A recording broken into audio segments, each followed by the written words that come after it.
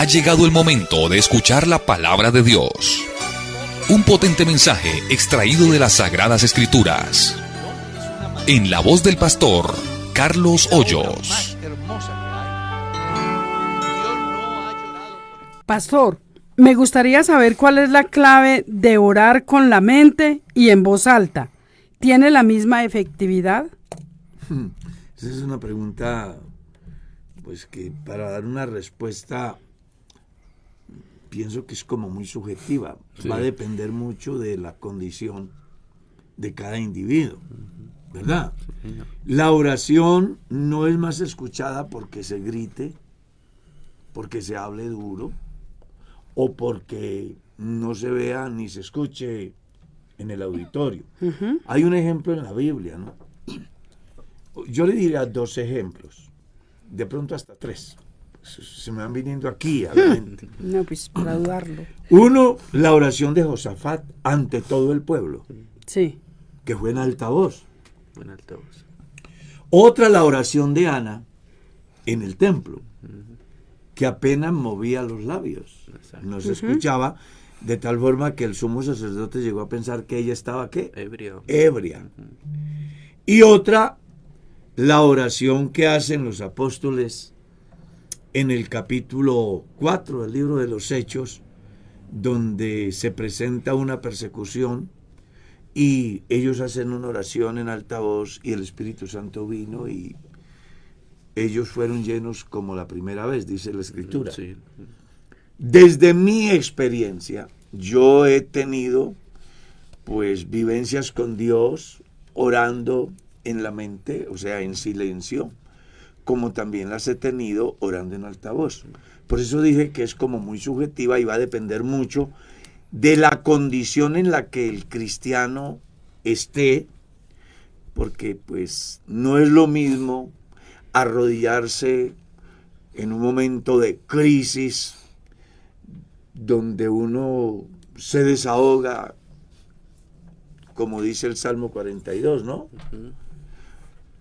O cuando simple y llanamente se hace uso de la oración en momentos de paz, de calma, donde las cosas son a otro precio. Por eso es muy relativo. Muy relativo. Porque va a depender de la condición del individuo en el momento que haga la oración.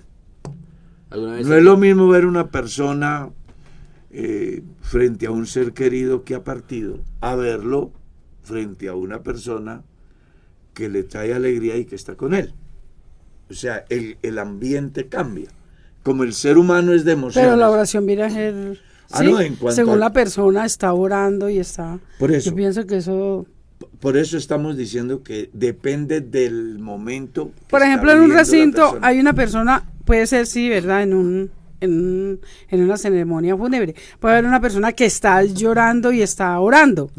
Sí, duro. Claro. Pero puede haber otra por allí sentadita, guardando orando silencio. Mentalmente. Claro. Yo pienso que al uno y al otro son igual de efectivas. Exacto. Claro.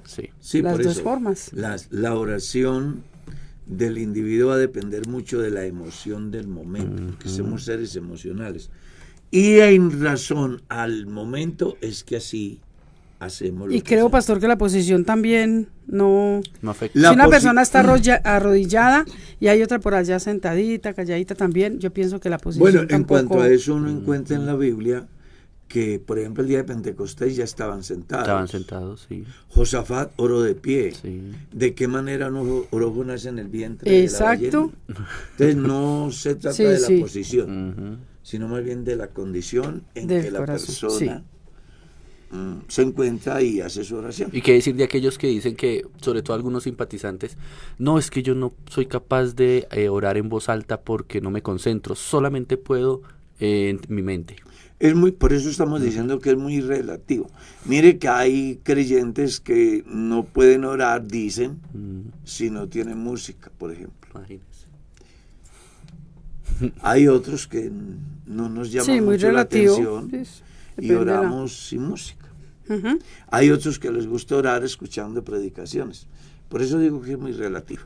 Amén, hermano Carlos. Aquí lo importante es que Dios escuche la oración. Amén. Y eso Amén. será posible si usted reúne Varios requisitos. esos requisitos que aparecen en el capítulo 6 del Evangelio según San Mateo, donde se encuentra los componentes de una oración eficaz. Exacto.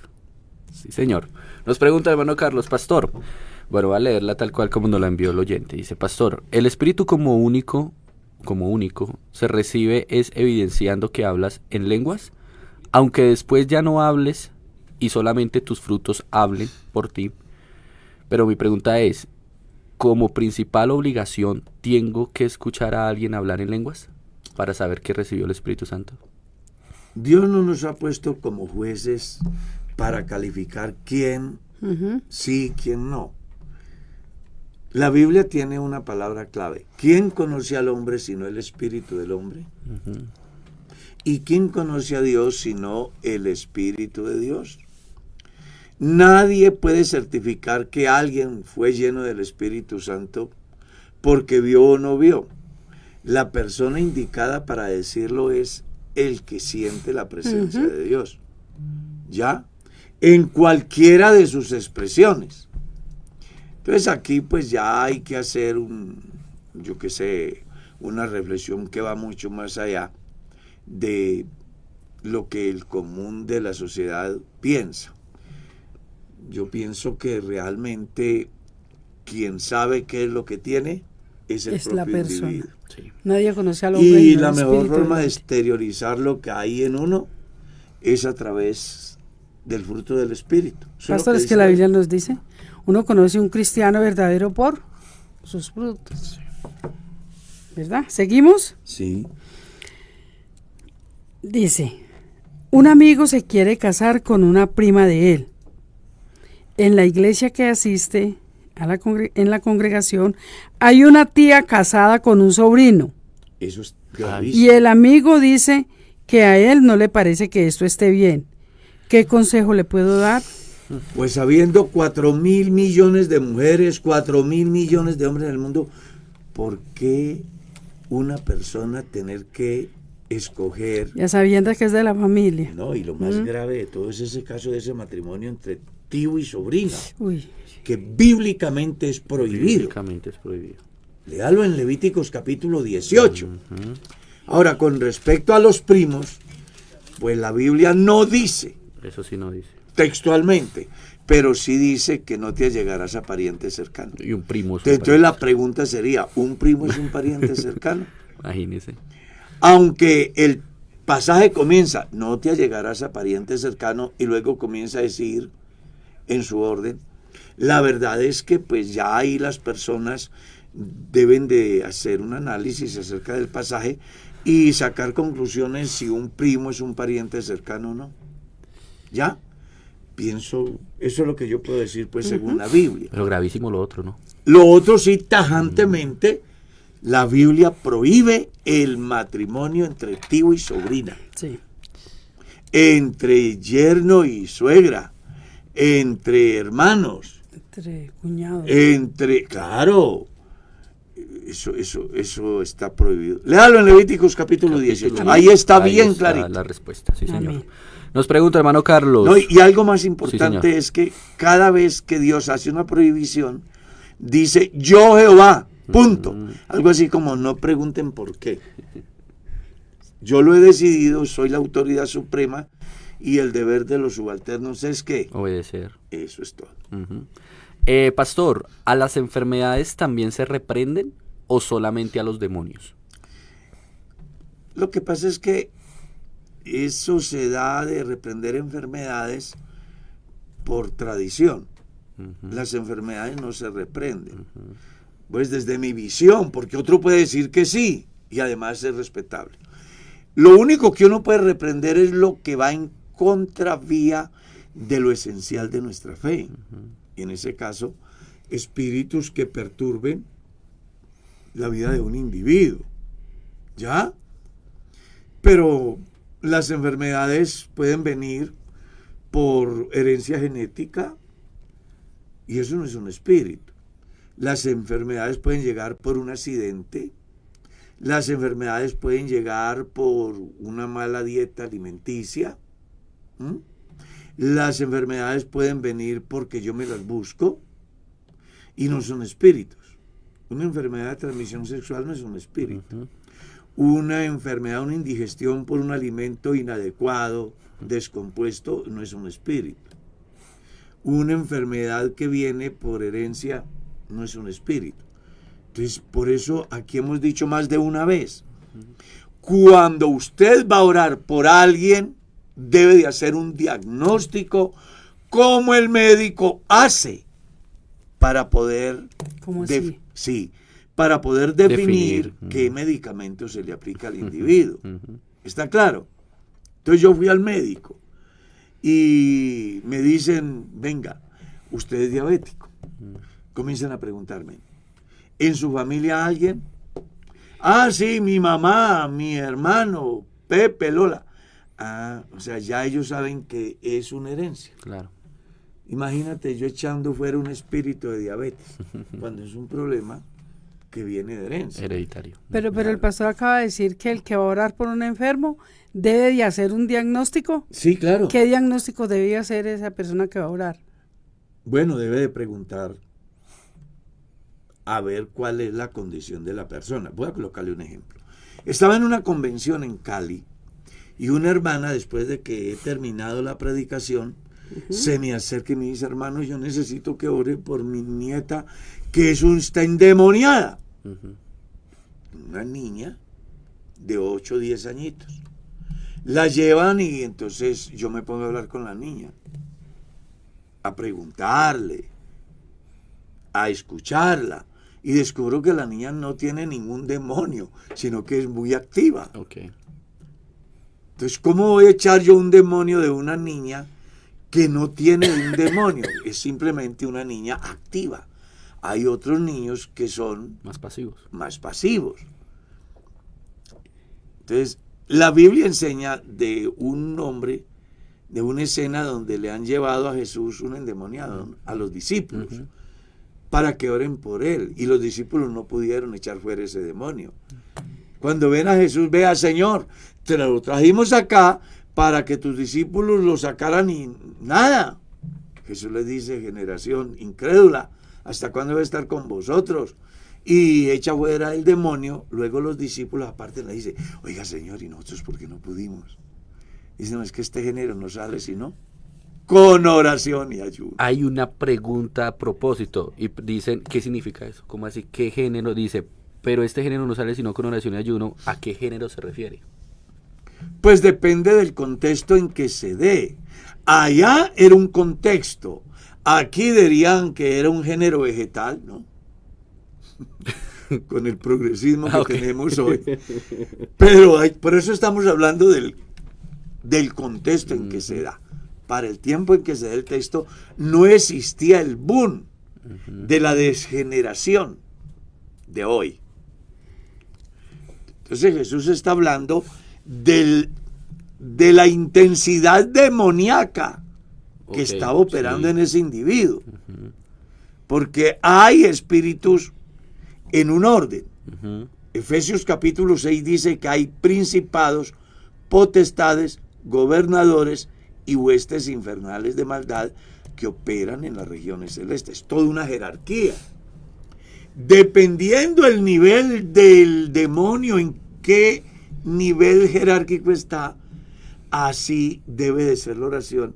Y en el caso particular de aquel muchacho, pues tenía una influencia demoníaca supremamente fuerte, la cual requería de que quien orara por él tuviera la suficiente autoridad espiritual, habiendo separado un tiempo necesario para prepararse y echar fuera ese demonio. Yo viví esa experiencia, creo que Mercedita la recuerda, en un municipio por allá en el año 1980, donde nos han llamado a orar por alguien que esté endemoniado. ¿Lo recuerdas? 80, ni que fuéramos tan viejos. Yo creo que usted lo recordará, ¿no? Y resulta que al llegar allí, antes de yo ir a orar por él, yo me voy a orar al salón, a decirle a Dios que me diera autoridad, que me diera unción, que tuviera la suficiente autoridad, porque pues me iba a enfrentar a un demonio. Cuando yo he llegado allí me encuentro con una cantidad de noveleros a los cuales yo les digo, vea, si ustedes están aquí como espectadores para mirar, pues yo les sugiero que se vayan, porque ese espíritu va a salir y si encuentra a alguien con la puerta abierta, ahí se va a entrar. Bueno, la mayoría se fueron y alguien se quedó ahí. Yo oré por el endemoniado, Dios lo liberó inmediatamente, pero cuando salí a la calle había uno en la misma situación. Entonces, por eso dependiendo, es más, la Biblia habla de algunos demonios a los cuales Dios tiene en abismo de oscuridad reservados para un determinado tiempo que se llama la semana 70 de Daniel. Entonces, dependiendo de la potencialidad demoníaca, así debe de ser también la oración, y quien ora debe tener la autoridad espiritual, la cual solo se logra en el caso particular del muchacho, cuando quien va a orar tiene una vivencia con Dios. Pastor, y si una persona que, si una persona que es un, digámoslo así, un mal cristiano y vaya a orar por un enfermo, por Hechos capítulo 19 muestra precisamente ese fenómeno. Unos presuntos cristianos que se fueron a orar por un endemoniado o unos endemoniados sin tener la autoridad. Y cuando ellos dijeron, te reprendemos en el nombre de Jesús, el que predica Pablo, el demonio les dijo, nosotros sabemos quién es Jesús y también sabemos quién es Pablo. ¿Ustedes quiénes son? Pero ustedes quiénes son. Dice que lanzándose sobre ellos los hizo ir casi que sin ropa.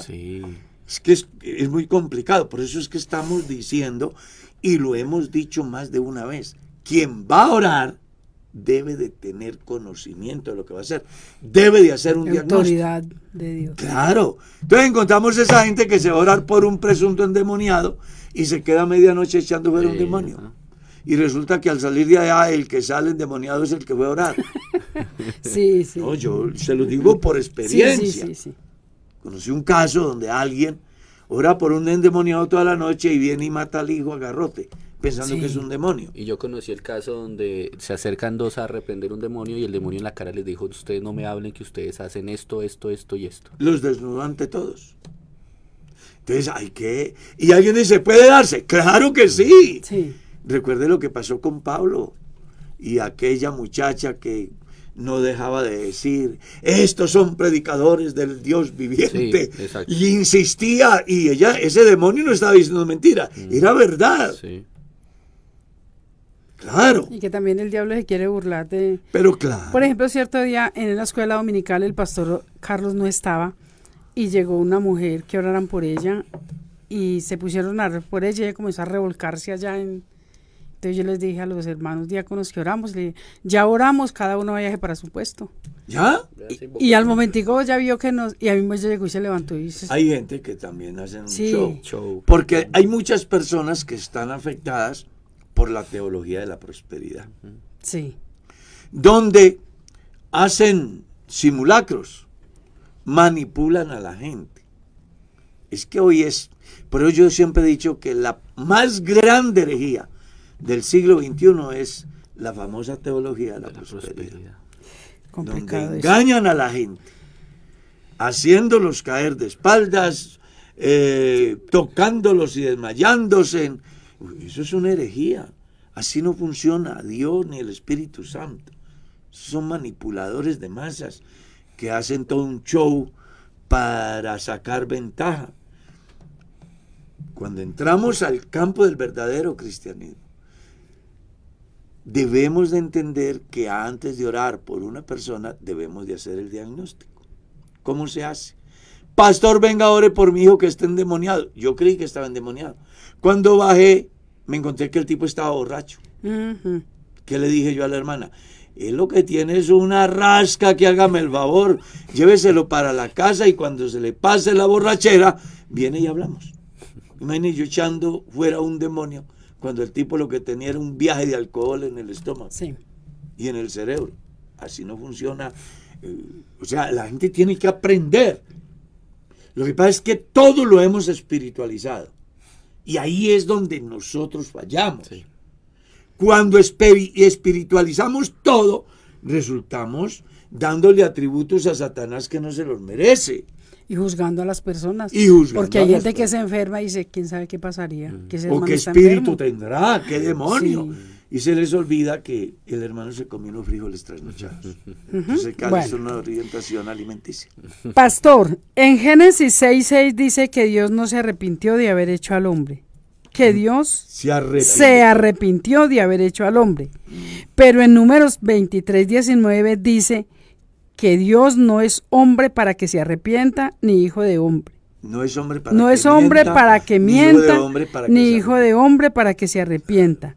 ¿Se debe a un error de traducción? No existe error de traducción, sino más bien de interpretación. Explíquenos pues, pastor, Bueno, para entender. porque el lector lee el pasaje y lo ajusta a lo que él es y ahí se equivoca.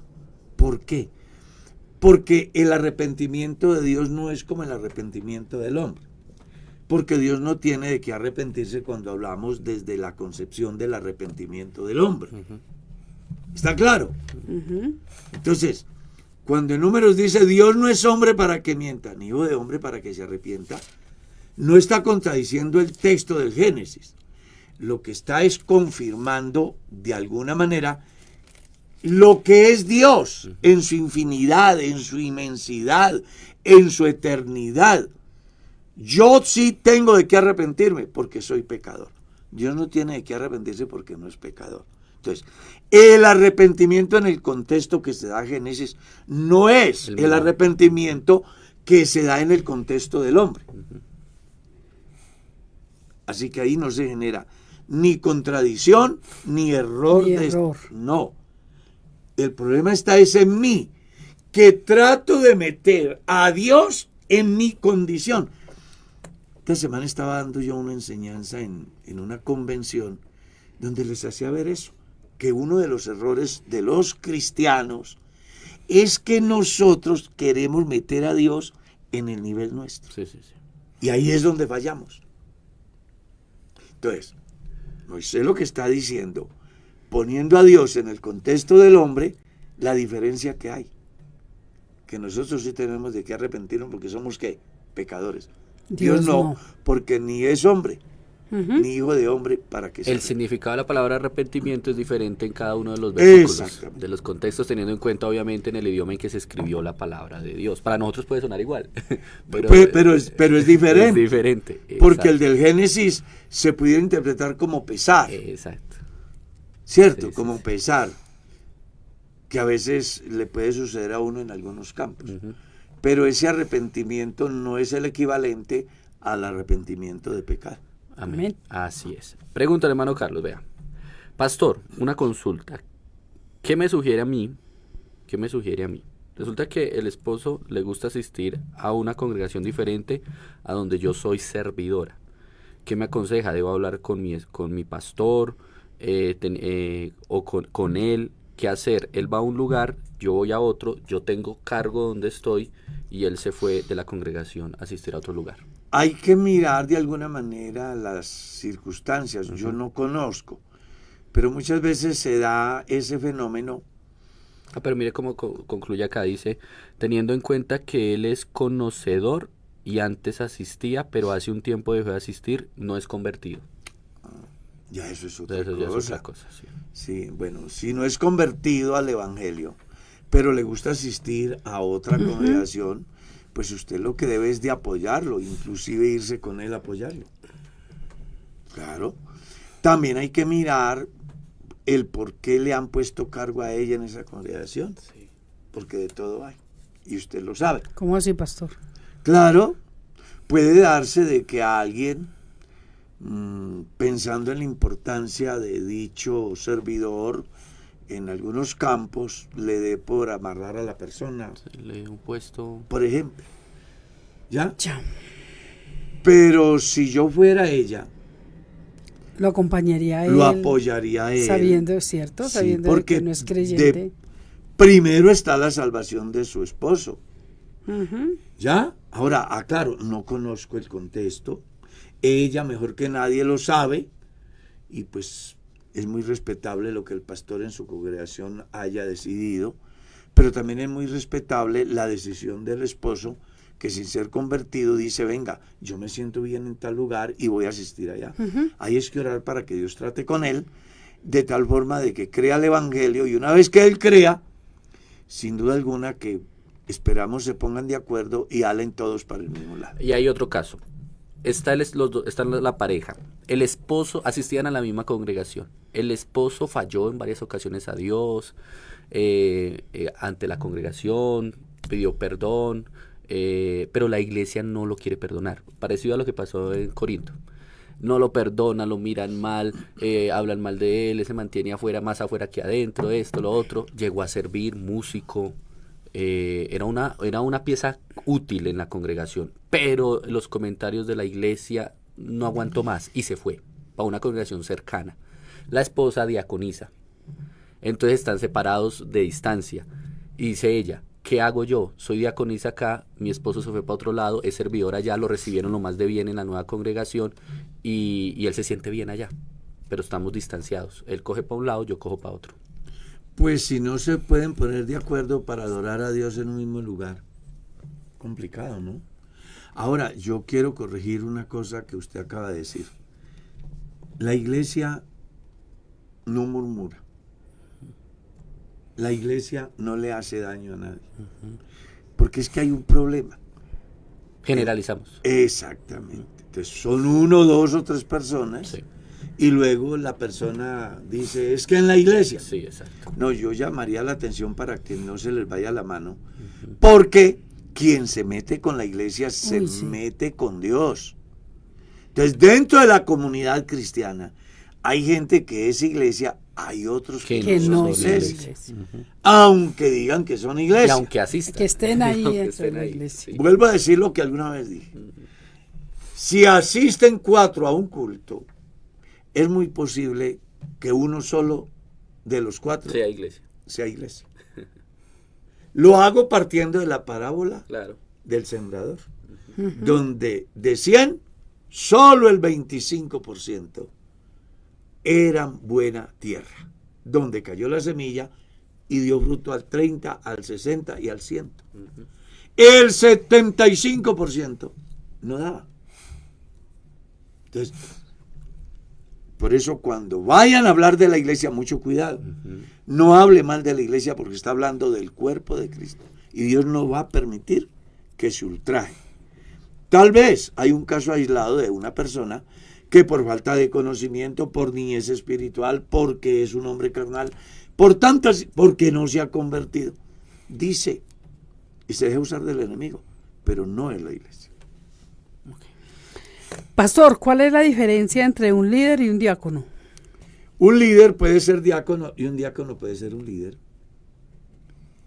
Todo va a depender de la función o del lugar donde lo ubique el pastor y para lo que lo ubique. ¿Ya? Entonces, un líder puede ser un diácono puede ser un líder. Eso es relativo.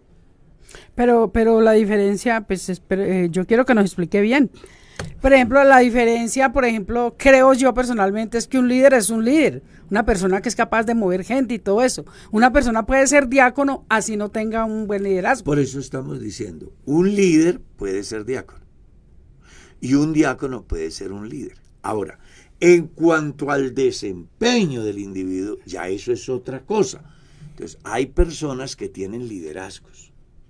Y mucho. Que inclusive no son diáconos. Exacto, sí. Hay otros que no tienen liderazgo y son diáconos. Y son muy Pero buenos. puede darse que un diácono es todo un líder. O que un líder... Que tenga las dos cualidades. Exactamente. Pastor dar. Diego. Muy bien, preguntan acá. Mano Carlos, ¿cómo poder controlar el mal genio? ¿Cómo dejar de ser tan explosivo? Ay, santo. Bueno, el carácter del individuo se puede controlar. Claro. ¿Usted sabe por qué se llamaron los Boanerges? La Biblia dice, quiere decir hijos del trueno. Del trueno. ¿Y qué quiere decir hijos del trueno? Bueno, yo un día titulé una conferencia así, no sea tronado. Hace muchos años. No está en las redes, pero me acuerdo de ese título. Toca hacerla. Sí, no se ha tronado, y estaba explicando que a veces las personas tienen un comportamiento donde dicen, no, es que yo soy así y si no les gusta y ese soy yo, ya nadie me cambia. Sí. Entonces resulta que los atronados aquellos, que son los Boanerges, que fueron aquellas personas a las cuales Dios envió a Samaria para que organizaran el escenario, pues Jesús iba a ir allí. Y resultó que no lo recibieron. Y entonces vienen donde Jesús dice, vea, no quisieron abrir el espacio. ¿Quieres que pidamos fuego y los consumamos? Decían ellos, Juan y Santiago. Esos que estaban tan explosivos, de ese carácter tan fuerte. Ahorita usted encuentra a Juan en su carta, diciendo, mirad cuál amor. El que no ama no ha conocido a Dios. El que aborrece a su hermano es homicidio. Es homicida. Y explica y llega a una conclusión importante. Dios es amor. Y así como Él puso su vida por nosotros, así también nosotros debemos ponerla por nuestros hermanos. O sea, sí cambia el carácter. Claro que sí. Pedro, claro. Mira Pedro. Pedro antes del Pentecostés era uno. Claro. Después del Pentecostés fue otro. Juan, Santiago, Tomás, todos ellos, antes del Pentecostés eran unos. Después del Pentecostés fueron otros. ¿Qué fue lo que sucedió? Que hubo una conversión genuina. Exacto. Entonces cambia el temperamento. Además la Biblia dice, no tenemos espíritu de cobardía, sino de poder y de dominio propio. Sí. Yo debo de controlar mis emociones. El carácter se exterioriza dependiendo la emoción.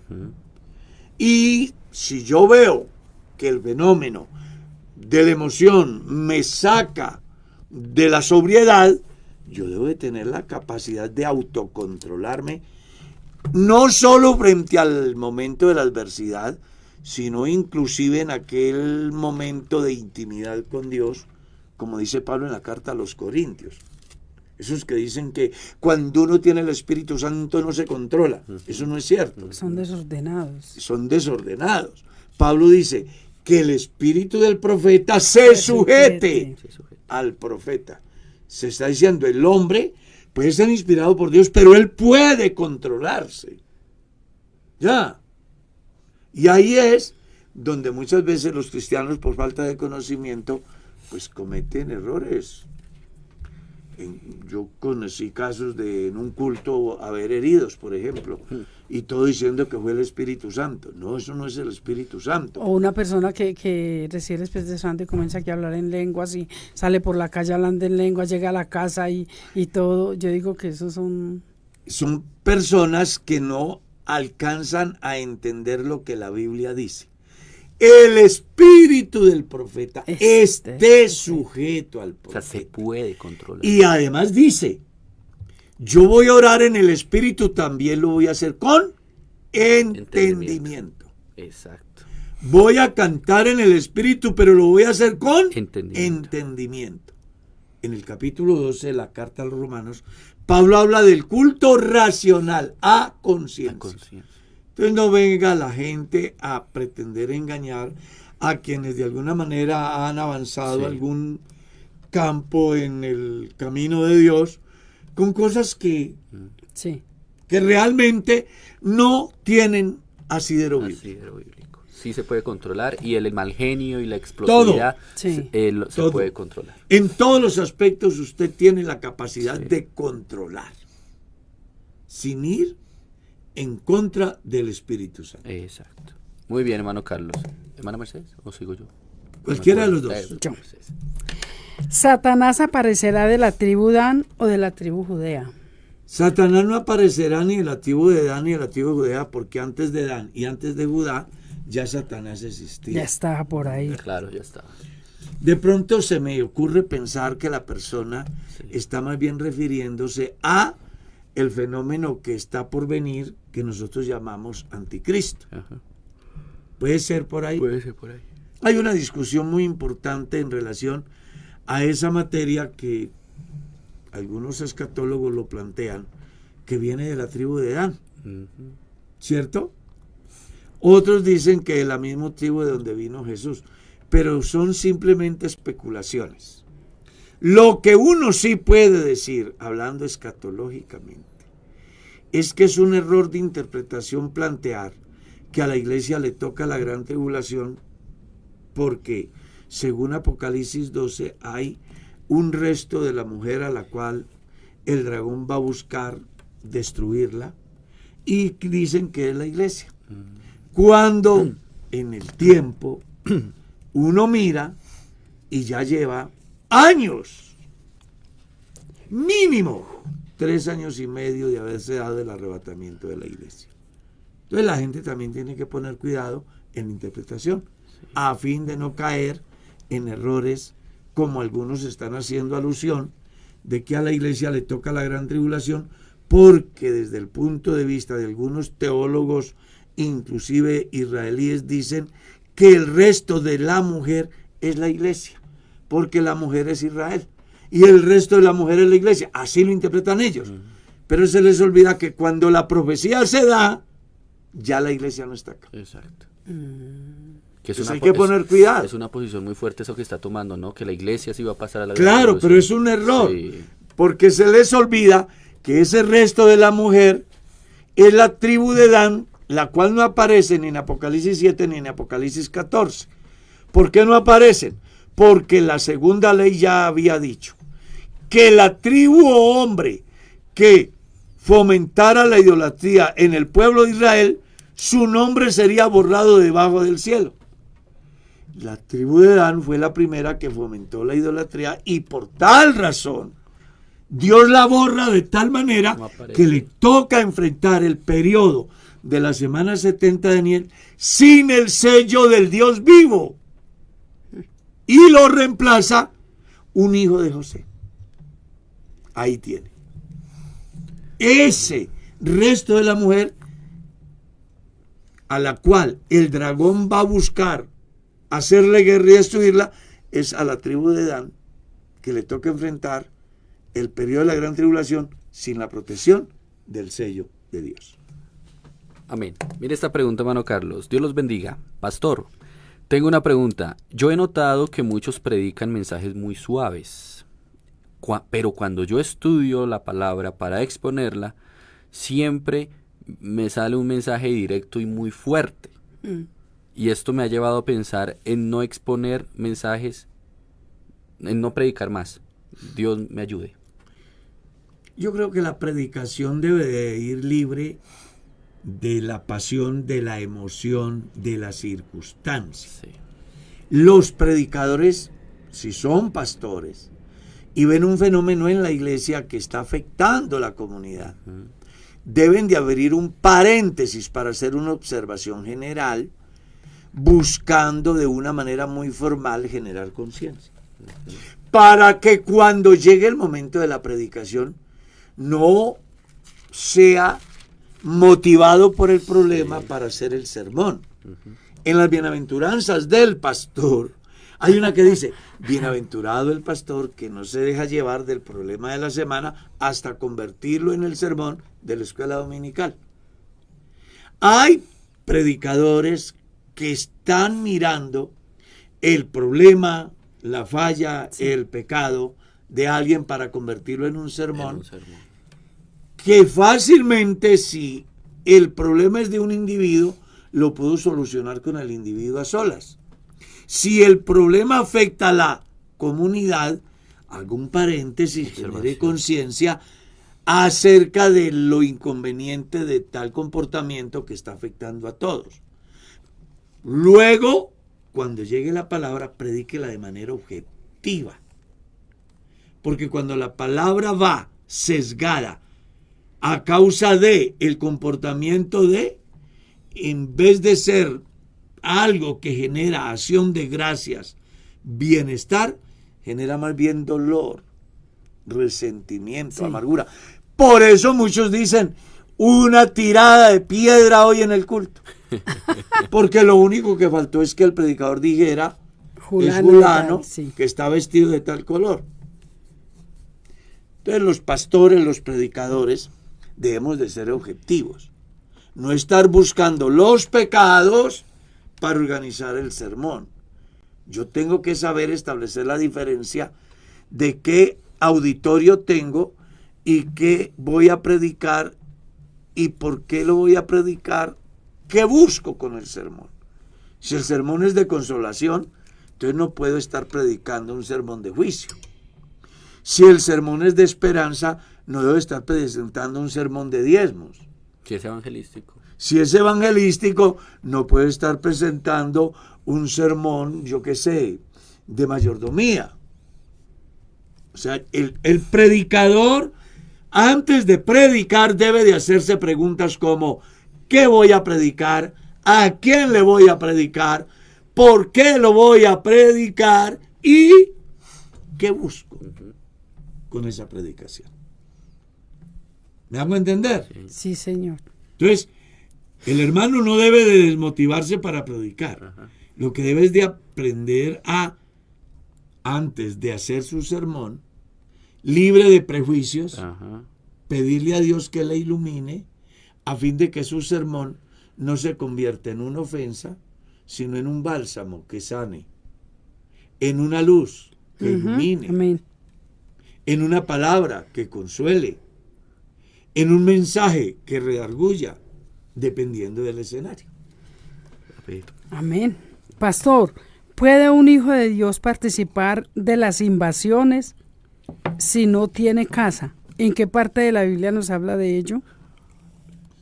Bueno, yo sí puedo citarle un pasaje bíblico acerca de las invasiones. Lo que pasa es que se descontextualizaría el texto. Porque si usted lee la palabra hebreo, quiere decir el que invade. Eso quiere decir hebreo. El que invade. ¿Ya? Entonces alguien pudiera decir, yo puedo invadir, pero es que usted no es hebreo, usted es gentil. Y Dios no le dio esa tierra a usted. Entonces, toda invasión es mala porque es ilegal. Hablando de nuestro contexto. En el campo hebreo, aunque hebreo quiere decir el que invade, el que pasa al otro lado. El que pasa al otro lado, sí, señor. Es muy importante entender el contexto, pues al final de Jehová la tierra y su plenitud, y a él le plació darle esa tierra al otro lado del río al pueblo de Israel. Entonces no está bien. No, está bien. Ninguna invasión está bien, porque si estoy invadiendo es equivalente a que no me pertenece. Pastor, ¿me puede explicar Mateo capítulo 16, verso 23, donde dice, Jesús le dice a Pedro, apártate de mí, Satanás? ¿Qué quiso decir? ¿Por qué Pedro, siendo un conocedor y seguidor de Jesús, estaba en él Satanás? Bueno, porque en ese momento, pues aquí eso es muy importante. Vea, las personas podemos ser instrumentos en un momento determinado de Dios, pero también podemos dejarnos usar del mal. Y de una manera particular, los apóstoles antes del Eso iba a decirle, exacto, antes. Claro, porque es que antes del Pentecostés, los discípulos no vieron en Jesús el Salvador. Exacto. Los discípulos vieron en Jesús un gran caudillo político. Eso es todo. Entonces, desde la visión política,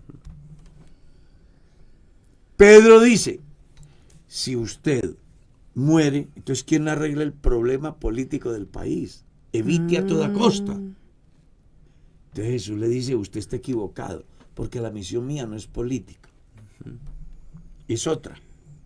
Por eso es que le dice, quítate de mí, Satanás, porque no conoces las cosas de Dios. El tipo estaba mirando a Jesús como un gran político que iba a resolver los problemas políticos de Israel. Prueba de eso es que usted lee en Hechos capítulo 1 y Jesús les está hablando que es necesario que Él se vaya, que se queden, que sean llenos del Espíritu Santo, pero antes de eso ellos le dicen, Señor, ¿restaurarás el reino a Israel en este tiempo? ¿Qué le estaba diciendo? Señor, ¿vas a arreglar el problema político? ¿Vas a sacar de aquí a los romanos? ¿Vas a permitir que por fin se establezca en el templo en uno que esté en la línea de David?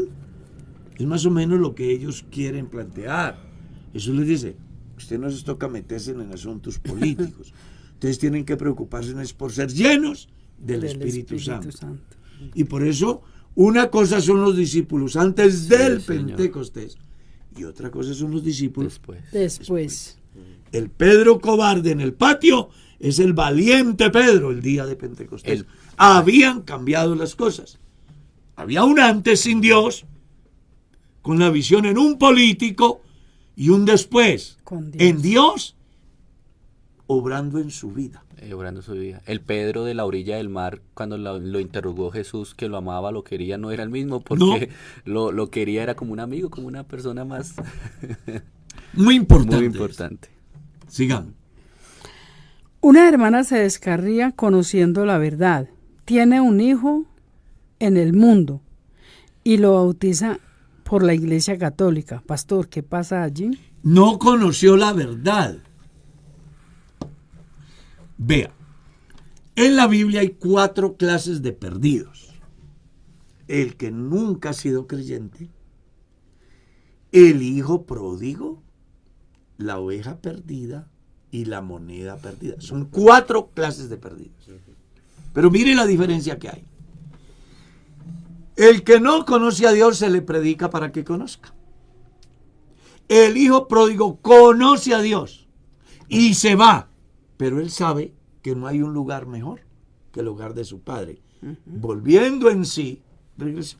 No hubo que buscarlo. La oveja perdida se va por falta de conocimiento. Hay que ir a buscarla. Y la moneda perdida está en la iglesia, en el culto. Hace, actúa, vive, pero no se ha convertido. ¿Está claro? Entonces un día Dios utiliza al pastor, barre la casa con la palabra y se encuentra la moneda, y ese que, aunque estuvo muchos años, no había sentido a Dios, un día a través de la enseñanza Dios trata con él y ese día hay fiesta.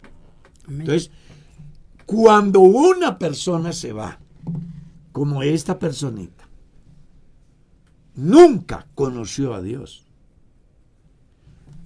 Una persona de estas se va porque no tiene conocimiento. Creo yo que ni siquiera le cabe el título de oveja perdida, porque le pasa lo del verdadero proverbio según Pedro, ¿no? El perro vuelve a su vómito y el cerdo vuelve a revolcarse en el fango, hablando de aquel que, entre comillas, dice que conoce a Dios y se vuelve atrás del santo mandamiento, cayendo en las prácticas inclusive más aberrantes. Porque una cosa es que yo bautice un niño porque la religión me lo enseñó. Otra cosa es que yo, habiendo sido bautizado, consciente, porque se supone que me discipularon, que me enseñaron a la luz de la palabra, ahora yo me vaya a la iglesia y bautice a mi hijo. Eso se llama herejía, se llama apostasía. Pastor, o sea que lo que acaba de decir, una persona que conoce a Dios no se aparta. Las personas que conocen a Dios pueden tener sus tropiezos porque siguen siendo humanos. Exacto. Pedro escribe en su carta, el bautismo que ahora corresponde nos salva. No quitando las inmundicias de la carne. El individuo puede fallar, pero no se aparta. Pero no se va a apartar, porque dirá al fin como el hombre de Dios, ¿a quién tengo en el cielo sino a ti? Porque ha entendido a la perfección. Muy bien. Mano Carlos, nos preguntan, pastor, el pastor de una iglesia bautizó a alguien que ya estaba bautizada en el nombre de Jesús, diciendo que la persona no había entendido para que era el bautismo, la primera vez que lo hizo. Ese evento estaba causando gran problema en aquella congregación. Y quería saber si hay algún consejo para esta situación. Bueno, si hay un problema, el pastor tiene, o sea, la iglesia tiene la oportunidad de buscar una ayuda a través del conducto regular, que puede ser su pastor superior si es alguien que está comenzando. En caso de que sea un pastor con trayectoria, pueden hablar inclusive con los directivos para que orienten al pastor. Siempre lo hemos dicho, sí. Vayan no acusando, vayan no satanizando, vayan buscando una ayuda, a través de la cual lo orienten a usted que tiene la inquietud, o orienten al pastor, porque puede ser que al pastor le hace falta conocimiento. Eso puede ser lo que yo puedo decir desde el campo administrativo. Ahora, desde mi concepto ya es otra cosa. Entonces, en el ejercicio del ministerio, yo he tenido los dos casos. Gente que ha llegado diciendo que no están bautizados. Yo los he escuchado, los he informado, los he orientado y ellos han llegado a la conclusión de que el bautismo que les suministraron sí les sirve para su salvación. Entonces no había necesidad de bautizarlos. Pero han habido otros casos donde la persona ha llegado y yo lo he bautizado. ¿Por qué? Porque al hacer el diagnóstico, entonces uno encuentra que esa persona fue bautizado sin conciencia. Sí, exacto, no entendía. Un niño que llega a la iglesia y su papá lo hace bautizar a los 6 años, pues el muchacho no tiene conciencia de lo que hace. Sí, claro. Al andar el tiempo, me encuentro con que esa persona viene y dice, pastor, mi papá fue cristiano y me obligó a bautizarme cuando tenía 6 años, pero la verdad yo crecí, me perdí, he hecho de todo porque pues no tenía bases, no tenía conocimiento y hoy veo de que yo necesito el bautismo. Entonces a mí me toca discipularlo, como dice la Escritura, y bautizarlo. Por eso es muy importante hacerse el diagnóstico. Estamos hablando desde mi visión. Pero en el orden administrativo, él tiene superiores. Y ustedes pueden acudir a ellos solicitando la ayuda. Vea, hermano pastor superior o hermano directivo del distrito, en mi iglesia se presenta este fenómeno. No vengo a acusar a mi pastor, solo vengo a pedir una ayuda. Una ayuda, sí. Porque puede ser que yo estoy equivocado. Claro, porque la gente hace juicios a priori, sin saber el proceso que el pastor llevó a cabo. Y pueden resultar juzgando al pastor. Cuando el pastor, en ejercicio de su autoridad y de conocimiento que tiene, vio viable volverlo a bautizar.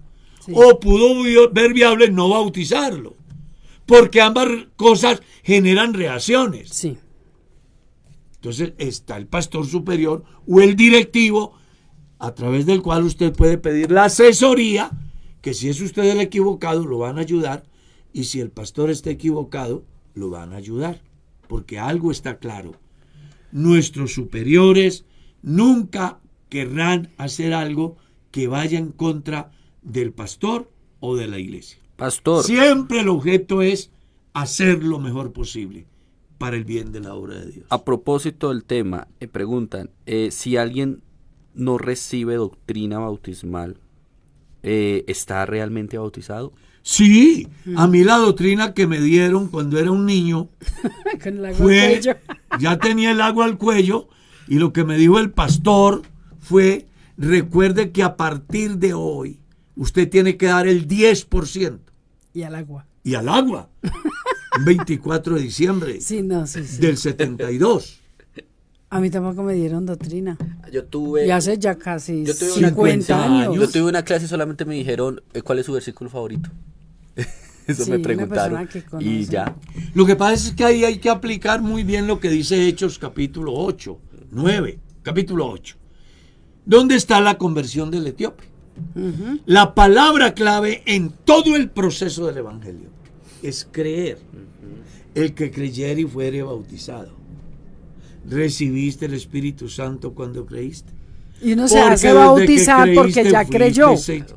¿Cómo? Uno se hace bautizar porque ya creyó. El que cree en mí, como dice la Escritura. La palabra clave es creer. Sí. Y usted ve en Hechos que cuando van por el camino, llegan a un arroyo y el etíope le dice a Felipe, aquí hay agua.